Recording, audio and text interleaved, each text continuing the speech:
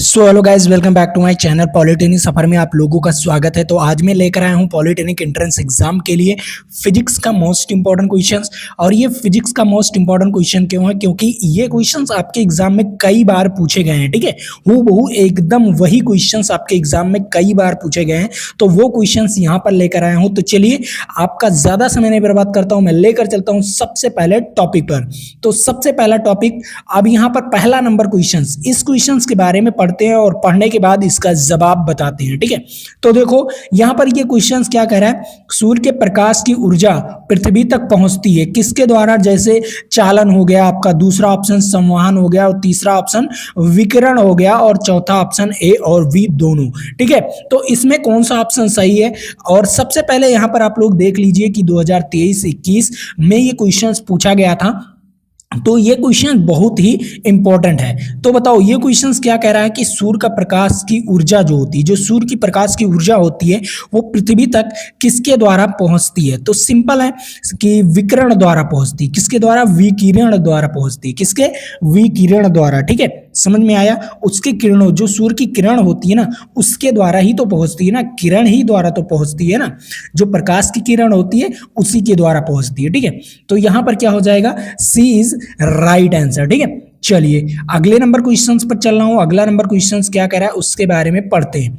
तो यहां पर देखो, सबसे इंपॉर्टेंट क्वेश्चंस, ये इंपॉर्टेंट क्वेश्चंस है कि आपके समतल दर्पण पर कुछ ये आधारित क्वेश्चन है। तो देखो इस क्वेश्चंस को पढ़ते हैं। ये क्वेश्चंस क्या कह रहा है कि एक मनुष्य समतल दर्पण से 3 मीटर प्रति सेकंड की गति से दौड़ रहा है। ठीक है, जो समतल दर्पण है वो कितने मीटर पर सेकंड के वेग से दौड़ रहा है? 3 मीटर प्रति सेकंड के वेग से दौड़ रहा है। वह अपने प्रतिबिंब से जिस वेग से दूरी भागेगा, वो किस वेग से दूर भागेगा? प्रतिबिंब, जो उसका प्रतिबिंब है ना, वो किस वेग से दूर भागेगा? तो मैं आपको बता दूं, सबसे पहले अगर वो किस वेग से दौड़ रहा है, वो किस वेग से दौड़ रहा है? 3 मीटर प्रति सेकंड के वेग से दौड़ रहा है, तो उसका जो प्रतिबिंब होगा ना, उसका प्रतिबिंब होगा वो दुगने वेग से दौड़ेगा। क्या करेगा? दुगने वेग से दौड़ेगा। तो क्या हो जाएगा? 2 गुणे 3 कितना? 6 मीटर प्रति सेकंड के वेग से वो क्या होगा? दौड़ेगा उसका प्रतिबिंब। लेकिन एक कंडीशन पर क्या होगा? वो कंडीशन क्या होना चाहिए? अगर दर्पण खड़ा है और वस्तु क्या हो रहा है? वस्तु आगे की ओर या पीछे की ओर भाग रहा है, तो कितने वेग से भागेगा? कितने वेग से भागेगा? जैसे देखो, क्योंकि मनुष्य जो है, जो मानव है, वो 3 मीटर प्रति सेकंड के वेग से भाग इधर रहा है आगे की ओर, और उसका प्रतिबिंब तो भी भागेगा। तो ये और ये प्लस दोनों हो जाएगा, तो कितना हो जाएगा? 6 मीटर प्रति सेकंड हो जाएगा। जब क्या है, दर्पण खड़ा है और दर्पण के आगे सामने जा रहा है कोई मनुष्य, या दूर जा रहा है दर्पण से, तब ये कंडीशन लागू होगा। लेकिन अब कंडीशन एक और आ सकता है। कौन सी कंडीशन आ सकती है? कंडीशन ये आ सकती है कि आपका दर्पण क्या हुआ है? लेटा हुआ है, और इस पर कोई मनुष्य दौड़ रहा है। इस पर क्या कर रहा है? मनुष्य कोई दौड़ रहा है, या आगे की ओर या पीछे की ओर, तब कंडीशन दूसरा हो जाएगा। अब कंडीशन क्या हो जाएगा? अब ये कंडीशन हो जाएगा आपका बराबर हो जाएगा। मतलब दोनों किस वेग से दौड़ेंगे? दोनों उतने ही वेग से दौड़ेंगे जितने वेग से मनुष्य चल रहा है। ठीक है, उसका प्रतिबिंब भी और वो भी। समझ में आया? दोनों कंडीशन समझ में आया?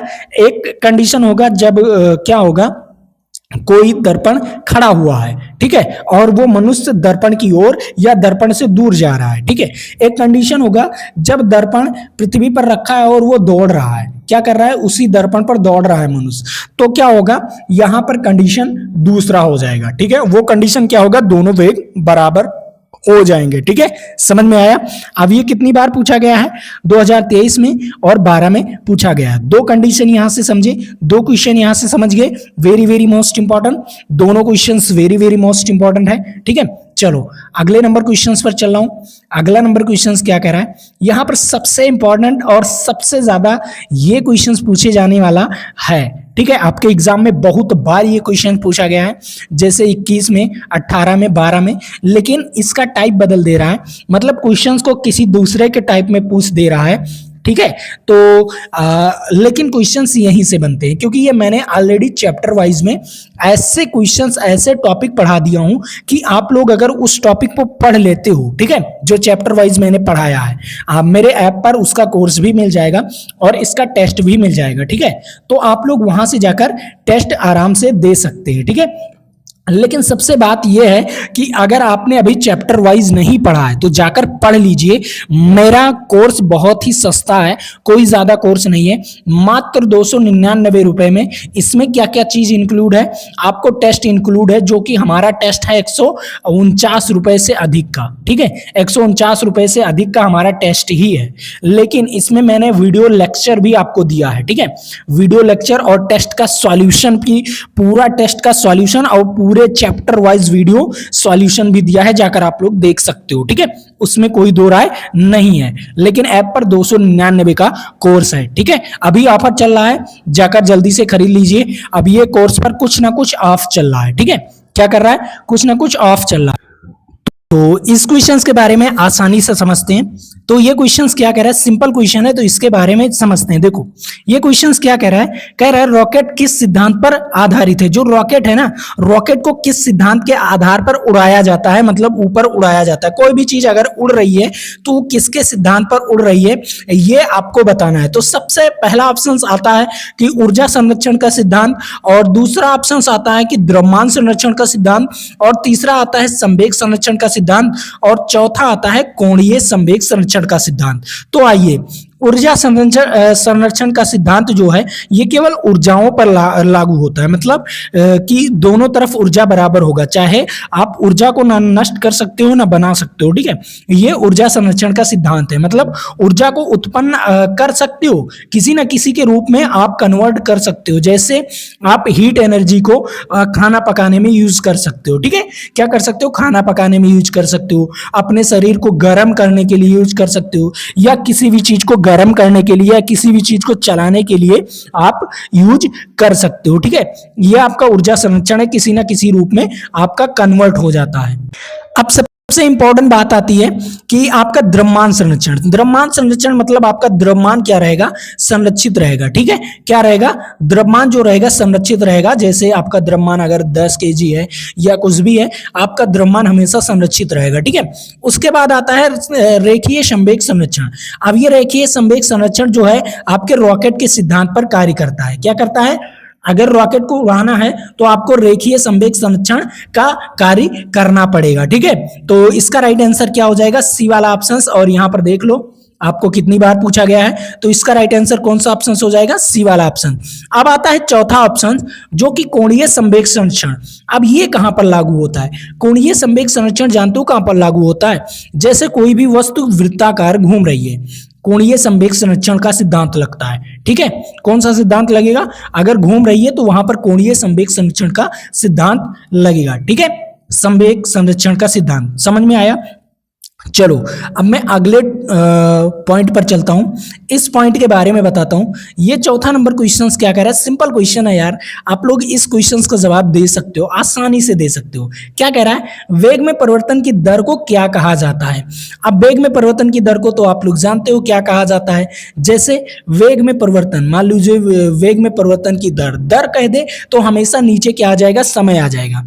तो b/t क्या हो जाता है, आप जानते हो वेग में परिवर्तन मतलब वेग में परिवर्तन कैसे होगा, पहले अंतिम वेग माइनस प्रारंभिक वेग और अपान में क्या हो जाएगा t। तो इसे हम क्या कहेंगे, ए कहेंगे कि नहीं, त्वरण कहेंगे कि नहीं। सबसे पहले ये बताओ, वेग में परिवर्तन क्या होगा, अंतिम वेग जो होगा और प्रारंभिक वेग से माइनस हो जाएगा, उसके बाद उसका अपान में t कर दो तो किसके बराबर हो जाएगा, ये त्वरण के बराबर हो जाएगा। किसके बराबर हो जाएगा, त्वरण के बराबर हो जाएगा, ठीक है। समझ में आया। तो इसका राइट आंसर क्या हो जाएगा, इसका राइट आंसर डी वाला ऑप्शन हो जाएगा। चलिए आपको मैं समझाता हूं सी वाले ऑप्शन। विस्थापन क्या होता है, विस्थापन ये होता है, आइए समझाता हूं। विस्थापन क्या होता है, आपकी जो प्रारंभिक बिंदु की दूरी है, ठीक है, क्या है, प्रारंभिक बिंदु है और अंतिम बिंदु है, ठीक है।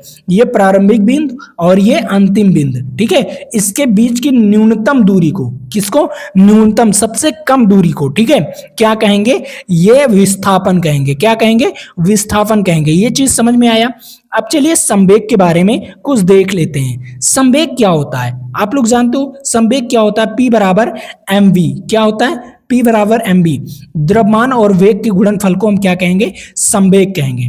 द्रव्यमान और वेग के गुणनफल को क्या कहेंगे? संवेग कहेंगे। ठीक है, ठीक है, समझ में आया? संवेग में परिवर्तन की दर को क्या कहते हैं? बल कहते हैं। क्या कहते हैं? संवेग में परिवर्तन की दर को क्या कहा जाता है? बल कहा जाता है। ये चीज ध्यान में रखिएगा। ठीक है, किस चीज को कहा जाता है? संवेग में परिवर्तन की दर को क्या कहा जाता है? बल कहा जाता है। ठीक है, समझ में आया? आवेग तो आप लोग जानते हो, और अगर आवेग आप लोग जानते हो तो कमेंट बॉक्स में बताइएगा। ठीक है, कमेंट बॉक्स में बताइएगा इसका सूत्र क्या होता है। ठीक है, आप लोग इसका होमवर्क मैं दे रहा हूं, यही पर मैं होमवर्क दे रहा हूं, आप लोगों को बताना है। ठीक है, आवेग के बारे में सर्च करके बताइए, या कहीं से बताइए, या कहीं से पढ़कर बताइए, लेकिन कमेंट बॉक्स में बताइए। ठीक है, चलो अगला क्वेश्चंस, इस क्वेश्चंस के बारे में पढ़ते हैं। ये क्वेश्चंस क्या है? सिंपल क्वेश्चन है, इसका भी जवाब आप लोगों के पास होगा। सिंपल क्वेश्चन है। क्या कह रहा है? निम्नलिखित में से कौन सा राशि सदिश नहीं? इनमें में से कौन सा राशि है जो सदिश नहीं है? ये देख लो, सदिश अदिश से। ठीक है, मैं आपको बता दूं, सदिश अदिश जो लेसन है ना, वो आपका बहुत ही इंपॉर्टेंट लेसन है। ठीक है, बहुत ही इंपॉर्टेंट लेसन, जो कि मैंने ऑलरेडी आपको पढ़ा रखा है। ठीक है, पढ़ा रखा है, चैप्टर वाइज थ्योरी भी पढ़ाया हूं, और वहां पर बहुत सारे क्वेश्चंस भी कराया हूं। ठीक है, तो देखो सदिश अदिश लेसन क्यों इंपॉर्टेंट है? ये लेसन क्यों इंपॉर्टेंट है? जानते हो क्यों इंपॉर्टेंट है? ये इंपॉर्टेंट इसलिए है कि यहां से आपके 5 क्वेश्चंस फिक्स, 5 क्वेश्चंस से 4 क्वेश्चंस फिक्स आपके एग्जाम में, किसी भी एग्जाम में, किसी भी एग्जाम में। अगर साइंस आता है 25 क्वेश्चंस, तो यहां से आपके 4 से 5 क्वेश्चंस फिक्स हैं, गारंटी, फुल गारंटी के साथ कह रहा हूं। ठीक है, अब यहां पर देख लो, यहां पर क्या है? 2023, 21, 19 और 12 में ये क्वेश्चंस पूछा गया है। ठीक है, अब देखो इस क्वेश्चंस का क्या कहना है कि सदिश कौन सा नहीं है, इनमें में से बताना है कौन सा सदिश नहीं है। तो देखो विस्थापन क्या है? आपकी सदिश राशि है। विस्थापन क्या है? सदिश राशि है। वेग भी सदिश राशि, बल भी सदिश राशि, लेकिन आयतन क्या है? ये अदिश राशि है। क्या है? अदिश राशि। मतलब यहां पर पूछा गया कौन सा सदिश राशि नहीं है, तो इसका राइट आंसर क्या हो जाएगा? आयतन हो जाएगा। क्या हो जाएगा? आयतन हो जाएगा। D is right answer. ठीक है, चलो अगले नंबर क्वेश्चन पर चल रहा हूं। अगला नंबर क्वेश्चन क्या कह रहा है उसके बारे में पढ़ते हैं। अब यहां पर देखो ये क्वेश्चन क्या कह रहा है, सिंपल क्वेश्चन है, इसके बारे में सीख लेते हैं। देखो क्या कह रहा है, निम्नलिखित में से कौन सा सदिश राशि है? इनमें में से बताना है कौन सा सदिश राशि है। ठीक है, ये भी देखो 2023, 21, 18 और 12 में ये क्वेश्चन पूछा गया है। तो देखो यहां पर मैं देखता हूं, डी वाला ऑप्शन देखता हूं, ये अदिश राशि है। क्या है? लंबाई क्या है? अदिश राशि है। समय अदिश राशि है। द्रव्यमान अदिश राशि है। तो जो वेग है आपका ये सदिश राशि है। क्या है? जो वेग है आपका ये सदिश राशि है। तो इसका राइट आंसर कौन सा ऑप्शन हो जाएगा? ए वाला ऑप्शन इज राइट आंसर। ठीक है, समझ में आया? Very very most important questions, जो कि आपके एग्जाम में बहुत बार पूछा गया है। ठीक है, चलो अगला क्वेश्चंस। अब यहां पर आता है सबसे इंपॉर्टेंट क्वेश्चंस, जो कि आपका सूत्र है। क्या है? सबसे इंपॉर्टेंट क्वेश्चन जो कि आपका सूत्र है। क्या कह रहा है? त्वरण ज्ञात करने के लिए एक सही सूत्र निम्नलिखित में से कौन सा है? अब इनमें में से बताना है कि सही सूत्र निम्नलिखित में से कौन सा है। अभी मैंने ऑप्शंस के बारे में बताया था कि वेग में परिवर्तन की दर को क्या कहा जाता है, मैंने अभी वहां पर बताया था, इसका सूत्र ही बता दिया था, पूरा सूत्र ही लिख दिया था। अब जो बच्चे जानते होंगे वो बच्चे कमेंट बॉक्स में तुरंत बताइए, तुरंत आप लोग बताइए कि इसका राइट आंसर क्या होगा। मैंने इस वीडियो में भी बताया, अभी ऊपर 2 क्वेश्चंस ऊपर ही बताया हूं। ठीक है, सूत्र, लेकिन जो बच्चे जानते हैं वो कमेंट बॉक्स में बताइए। और हाँ, इस पीडीएफ को डाउनलोड करने के लिए, ठीक है, इस पीडीएफ को डाउनलोड करने के लिए हमारे ऐप को डाउनलोड करना पड़ेगा। पीडीएफ को डाउनलोड करने के लिए हमारे ऐप को नीचे डिस्क्रिप्शन बॉक्स में लिंक दिया हुआ है, पॉलिटेक्निक सफर के नाम से हमारा ऐप है। ठीक है, वहां से जाकर आप लोग डाउनलोड कर सकते हो। फ्री मटेरियल वाले ऑप्शन में जाओगे तो वहां पर टेस्ट भी फ्री में दिया गया है, कुछ टेस्ट फ्री में दिया गया है, आपको पूरा पीडीएफ फ्री में दिया जा रहा है। क्यों ऐप पर दिया जा रहा है ये भी मैं बता दूं, क्योंकि मेरा कंटेंट चुराया जा रहा था। ठीक है, चुराया जा रहा था, टेलीग्राम से ही चुरा लिया जा रहा था, ठीक है। इसलिए मुझे ऐप पर देना जरूरी था। अब ऐप पर जब डाउनलोड करोगे आप लोग पीडीएफ, तो आपके पीडीएफ फाइल में वो फाइल नहीं जाने वाला। क्यों? क्योंकि हमारे ऐप में ही आपको ऑफलाइन, अगर आप में नेट भी नहीं है ना, अगर ऐप को खोल लिए हो तो आप में नेट भी नहीं है तो पीडीएफ पढ़ सकते हो, हमारे ऐप पर ही वो पीडीएफ रहेगा, आपके पीडीएफ फाइल में नहीं जाने वाला, ठीक है। समझ में आया? आप स्क्रीनशॉट भी नहीं ले सकते उसका, ठीक, स्क्रीनशॉट नहीं ले सकते उसका, ठीक है। अब यहाँ पर देखो ये क्या कह रहा है, 2023, 21, 20 और 12 में पूछा गया है। मैंने क्या बताया था, ए बराबर क्या होता है, v minus you upon T. क्या होता है? v minus you upon T. तो कौन सा ऑप्शन सही जाएगा? बी वाला ऑप्शन इज राइट आंसर। कौन सा ऑप्शन? बी वाला ऑप्शन इज राइट आंसर, ठीक है। ये क्वेश्चन समझ में आया? Very very most important. चलो अगले क्वेश्चन पर चलता हूं। इस क्वेश्चन के बारे में पढ़ते हैं। बड़ी आसान क्वेश्चन है ये भी, समझो, आसानी से समझो। कोई भी क्वेश्चंस आपको ये नहीं सोचना है कि ये बहुत कठिन है। आओ समझाते हैं मैं आप लोगों को। देखो क्या कह रहा है, पदार्थ के संवेग, कोई भी पदार्थ है जिसका संवेग और वेग के अनुपात में कौन सा भौतिक राशि प्राप्त होता है। तो सबसे पहले पदार्थ का संवेग p और वेग के अनुपात को क्या कहते हैं, यहां पर कौन सी राशि प्राप्त होगा इसके बारे में बताना है। अब बताओ आप लोग, सबसे इंपॉर्टेंट बात, एक बात तो मैंने आपको बताया, अभी ऊपर ही बताया था, किसी क्वेश्चंस में बताया हूं अभी ऊपर ही, कि संवेग का सूत्र क्या होता है। मैंने बताया था ना, संवेग का सूत्र क्या होता है। संवेग का सूत्र होता है P बराबर mb। क्या होता है? P बराबर mb, ठीक है। तो हम यहां पर क्या कर सकते हैं, v को नीचे लिख सकते हैं कि नहीं, P अपान v लिख सकते हैं कि नहीं। P अपान v बराबर क्या हो जाएगा आपका, m। m क्या होता है? द्रव्यमान। क्या होता है? द्रव्यमान। तो इसका राइट आंसर क्या हो जाएगा? द्रव्यमान। द्रव्यमान को प्रदर्शित करता है।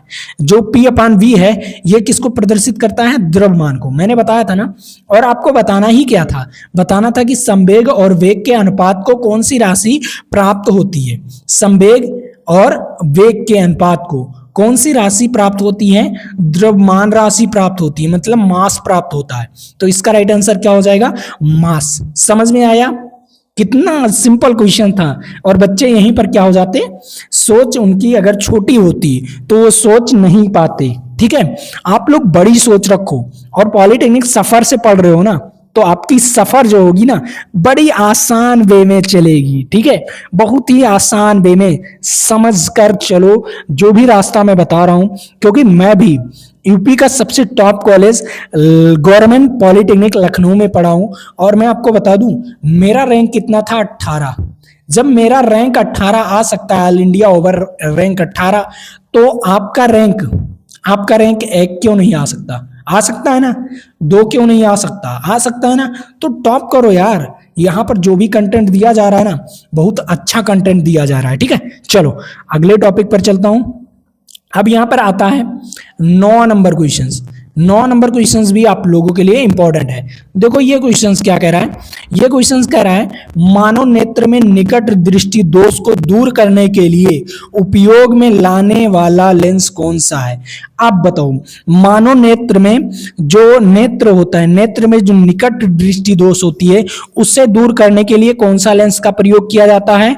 उसे दूर करने के लिए हमें अवतल लेंस का प्रयोग किया जाता है। किसका? अवतल लेंस का। लेकिन अब यहां पर सबसे बड़ी प्रॉब्लम ये आ गई है कि सर यहां पर उत्तल लेंस दिया गया है, अविसारी लेंस दिया गया है, अपसारी लेंस दिया गया है और समतल लेंस दिया गया है, ठीक है। क्या किया है? ये सारी लेंस दिए गए हैं, लेकिन अवतल लेंस नहीं दिया गया है। क्या? अवतल लेंस नहीं दिया गया है। तो हम कैसे कौन सा ऑप्शन मारेंगे? अब ये पूछोगे ना, हम कैसे और कौन सा ऑप्शंस मारेंगे। लेकिन उससे पहले आप लोग देख लो 2023, 21 और 18 और 17 में क्वेश्चंस पूछा गया है। अब देखो कैसे मारोगे, मैं आपको समझा रहा हूं। जो टॉपिक समझा रहा हूं उस टॉपिक को पहले समझो। पहले आपको ऑप्शंस में नहीं जाना है, पहले आपको समझना है। पहला नंबर, जो निकट दृष्टि दोष होती है उसमें अवतल लेंस का प्रयोग किया जाता है। कौन से लेंस का?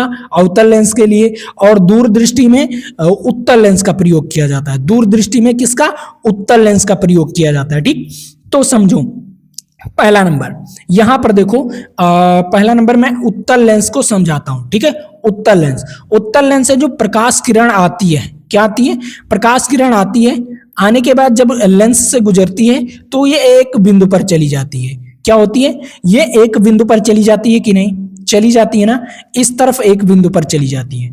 तो बताओ, अगर कोई भी प्रकाश किरण, ठीक है, क्या कर रहा है, कोई भी प्रकाश किरण अगर उत्तल लेंस से आती है तो वो किस में आती है, समांतर में आती है। पहले क्या आती है, समांतर किरणें आती है जो कि एक बिंदु पर चली जाती है। क्या हो जाती है, एक बिंदु पर हो जाती है। तो इस प्रक्रिया को हम अभिसारी लेंस कहेंगे।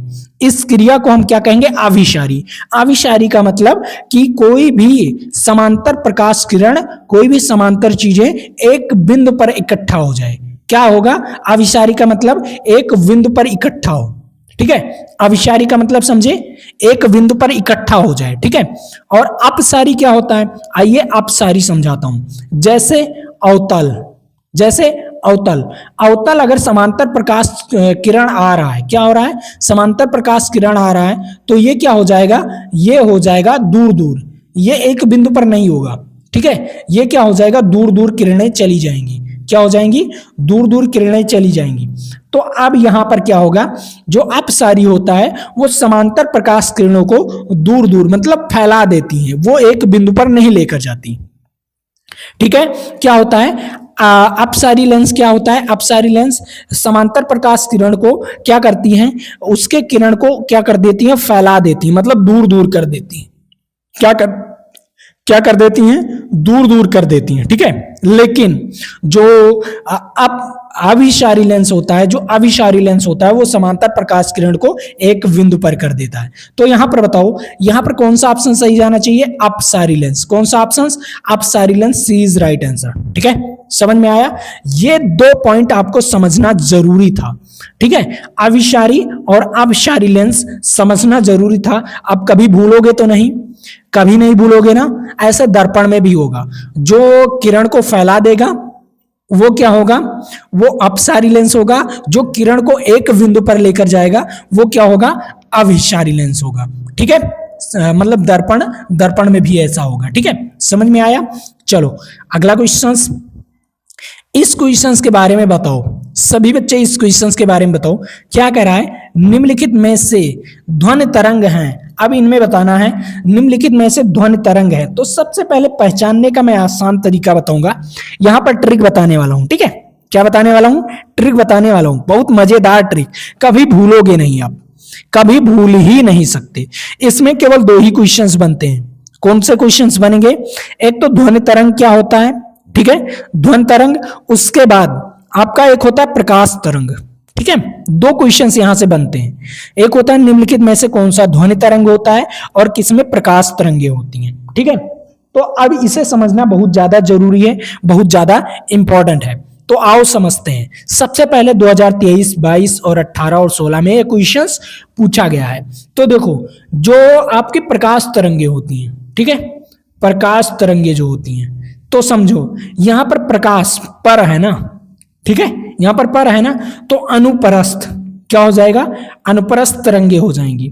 जो प्रकाश तरंगे होती हैं वो क्या होती हैं, अनुप्रस्थ तरंगे होती हैं। क्या होती हैं, अनुप्रस्थ तरंगे होती हैं। लेकिन अब यहां पर देखो, जो ध्वनि तरंगे हैं, ठीक है, जो ध्वनि तरंगे हैं वो कौन सी तरंगे होंगी, अनुदैर्ध्य तरंगे होंगी। कौन सी तरंगे होंगी, अनुदैर्ध्य तरंगे होंगी। ठीक है, समझ में आया। इसका राइट आंसर क्या हो जाएगा, ए वाला option is right answer. Simple question था, कोई ज्यादा इसमें बवाल नहीं था, कोई ज्यादा इसमें झाम बवाल नहीं था। ठीक है, समझ में आ गया होगा। ठीक है, सिंपल क्वेश्चन। अब ये आता है आपका 11 नंबर क्वेश्चन। 11 नंबर क्वेश्चन क्या कह रहा है, सिंपल क्वेश्चन है। यहाँ पर प्रतिध्वनि का कारण होता है, बताओ प्रतिध्वनि क्या होता है। आप कमरे में बोल रहे हो हेलो, तो फिर आवाज गूंज रही है, क्या हो रही है, आवाज गूंज रही है, तो हेलो शब्द क्या है, आपका प्रतिध्वनि हो गया। मतलब आवाज गूंज रही है आपके कमरे में, तो क्या हो जाएगा, प्रतिध्वनि हो जाएगा। अब यहां पर देखो 2023, 22, 21, 18 और 19 में ये क्वेश्चंस पूछा गया है, बड़ा इंपॉर्टेंट क्वेश्चन है। तो प्रतिध्वनि का कारण क्या होता है, मतलब ध्वनि का परावर्तन, मतलब क्या होगा, किसी चीज से टकराकर फिर से वापस आ जाना, किसी चीज से टकराकर वापस आ जाना, मतलब ध्वनि का परावर्तन होता है। क्या होता है, ध्वनि का परावर्तन। तो इसका राइट आंसर क्या हो जाएगा, वी इज राइट आंसर। तो सभी बच्चे इस क्वेश्चन को समझ गए, सभी बच्चे इंपॉर्टेंट क्वेश्चंस को समझ गए हैं। ठीक है, मैं आपको अब क्वेश्चंस दे रहा हूं, इस क्वेश्चंस को आपको बताना है जवाब में, ठीक है। SW दे रहा हूं, इस SW में आपको इस क्वेश्चंस का जवाब बताना है कमेंट बॉक्स में। तो आज के लिए इतना ही रखते हैं, फिर मिलेंगे आपके साथ अगले वीडियो में। लेकिन उससे पहले मैं बता दूं, PDF को डाउनलोड करने के लिए हमारे ऐप को डाउनलोड कर लीजिए और टेलीग्राम को भी ज्वाइन कर लीजिए, क्योंकि वहां पर कुछ चीजें इंपॉर्टेंट चीजें बताई जाती है, तो टेलीग्राम को ज्वाइन करना जरूरी है, ठीक है। नीचे डिस्क्रिप्शन बॉक्स में लिंक दिया हुआ है, ऐप का भी लिंक दिया हुआ है, टेलीग्राम चैनल का भी लिंक दिया हुआ है, तो वहां से जाकर आप लोग टेलीग्राम चैनल को ज्वाइन कर सकते हैं। तो आज के लिए इतना ही, जय हिंद जय भारत। फिर मिलेंगे आपके साथ अगले वीडियो में।